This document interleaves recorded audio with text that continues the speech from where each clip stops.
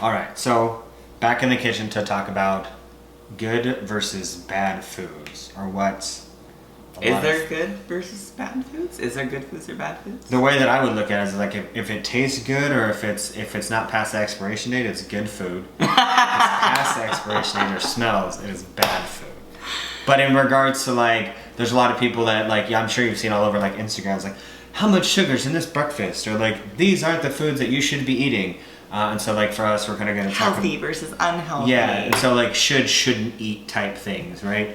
And so like for us, it's always about what is going to work best for you. What do you enjoy eating? And if you can consume those things and stay within your caloric targets, then they won't necessarily have negative health side effects. So here's a good example. This is some strawberries, which I'm sure most people say, oh, like good for you. It's food. healthy, it's good. There's micronutrients in it, it's a single ingredient food. And yes, those all have a whole bunch of benefits, right? Also, you could eat a buttload of them in comparison to like this, which is cookie, which we like and we would consider good food. Because it tastes good. Yeah, like who wouldn't want to eat a cookie? But these carry a lot more calories. It's something that you can overconsume a lot easier. So sometimes I think that the good bad comes with like things that are easy to overdo it on, because it's really hard in the beginning to kind of set boundaries or moderate what it is that you're eating. And so sometimes this may be like the appropriate choice, doesn't necessarily make it better than this one. And sometimes this is the appropriate choice, but it is up to you. And one of the things to think about when it comes to like good versus bad, healthy versus unhealthy, is really becoming aware of how your body responds with eating these foods. You know, for some people, they might eat a cookie and then the next day they have horrible stomach pains and they feel like shit. And so asking yourself, like, damn, like the cookie tasted good in that moment, but it did not make me feel good. Yeah, was it worth it? So was it worth it?